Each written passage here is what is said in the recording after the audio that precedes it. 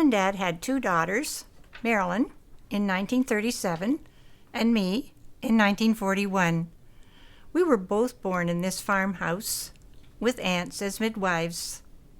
My friend Janet Rouse and I played together during our childhood summers. We made sandwiches and freshie and ate our picnics in the trees.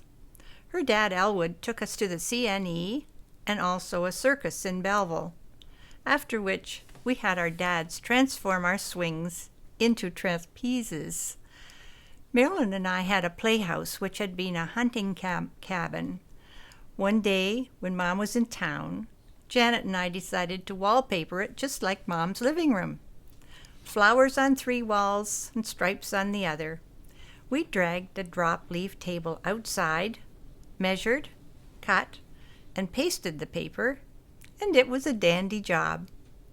Mom was not too thrilled that we had used her good wallpaper because she needed it for patch jobs after the annual chimney fires, with the ensuing water stains on the paper. However, she couldn't resist snapping a picture.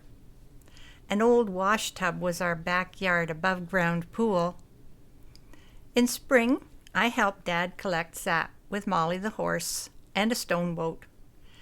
Dad boiled the sap in a cauldron, while I built a playhouse in the old wooden apple sprayer, which was being reclaimed by the earth. In summer, I helped Dad with the hay, driving the tractor, cutting grain with the binder, and trying not to catapult him off his overhanging seat while driving a little too fast over those ruts on those side hills. In 1997, I wrote a book of short stories of life in this house, and I would like to share one of these with you. In winter, we closed half the house. The front rooms were heated with a box stove, and the kitchen with a cook stove. Dad got up early to start the fires. He put on the coffee perk. He headed to the barn to feed the animals. After breakfast, he hitched the horses, came back to the house with the sleighs, and picked up Mom, Marilyn, and me and took us to school.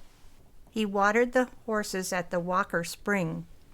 I usually sat with him on a crate to help him drive the horses. I helped him with everything he did. My mom taught Marilyn and me all through our elementary years. She treated all her students like family. In fact, a lot of the children were our relatives. One Christmas, we piled in the sleighs to find the perfect Christmas tree. The horses were plowing through deep snow down Boundary Road. Mom, Marilyn, and I spotted the perfect Christmas tree across a 10-acre field.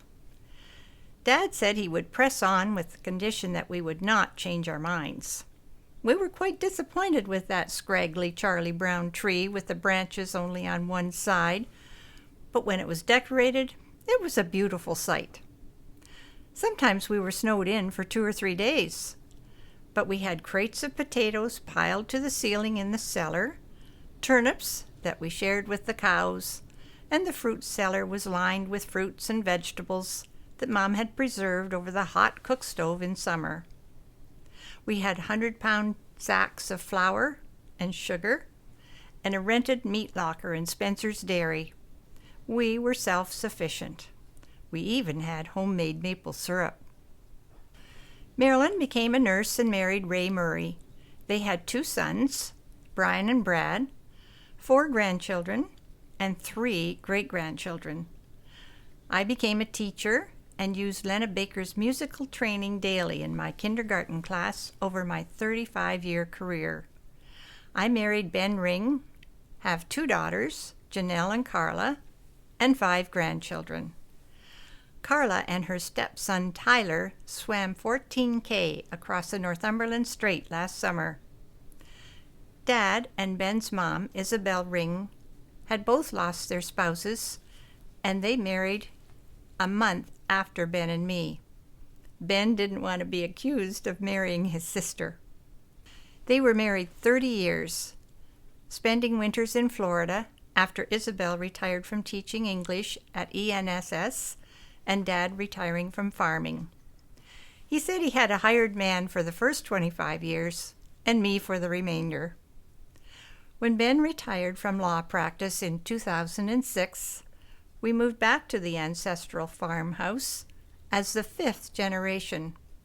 Our children, grandchildren, and Marilyn's great-grandchildren enjoy the warm memories and history of this old house nestled in the hills of Northumberland.